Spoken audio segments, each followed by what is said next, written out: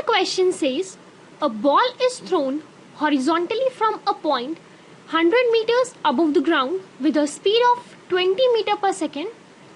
Find the time it takes to reach the ground, the horizontal distance it travels before reaching the ground, and the velocity with which it strikes the ground. So now let us first draw a rough sketch for this question, in which this is the surface and a ball has been projected in the horizontal direction with a velocity of 20 meters per second.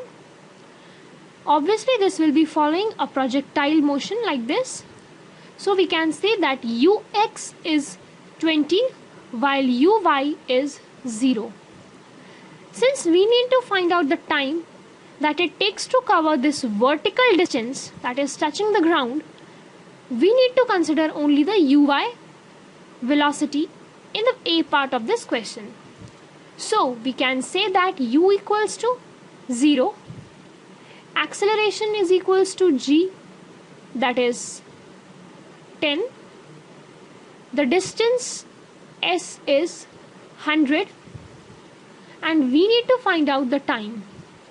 Simply employing the second equation of motion, we get s equals to ut plus half a t square. Cancelling it, we get t equals to root 20 seconds. Now moving on to the B part of this question, in which they have asked to calculate the horizontal distance it travels before reaching the ground.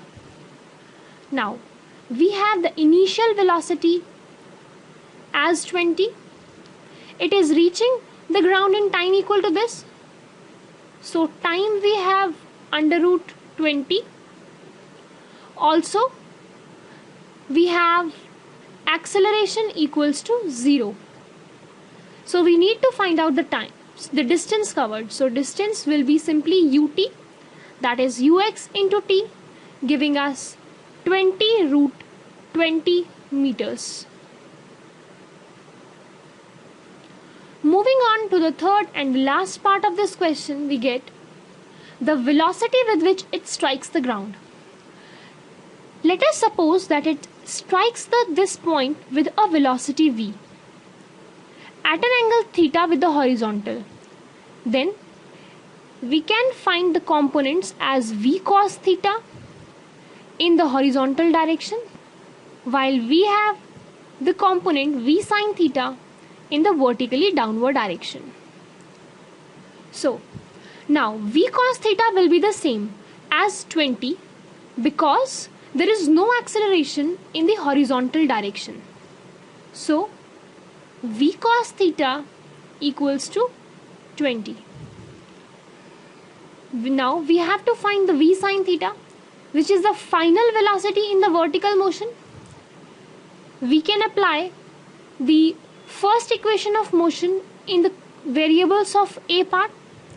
So we can work as this v sin theta, that is the final velocity of vertical motion, equals to u plus at, that is 0 plus 10t, giving us v sin theta equals to 10 root 20. Now we can easily find the magnitude of velocity v, that is under root of 20 square plus 10 square into 20, giving us 49 meter per second. Now we can, if we divide this vertical component by this horizontal component, we get tan theta equals to 10 over root 20, giving us the angle, that is root 20 over 2 equals to root 5. So now we have got the direction also, and we have got the magnitude. So we have got the final velocity. That's all for this question. Now the only point you had to take care of in your mind was that there will be no effect on the horizontal velocity because there is no acceleration in horizontal direction. The gravitational pull is acting only in vertical direction, so there will be no influence on ux.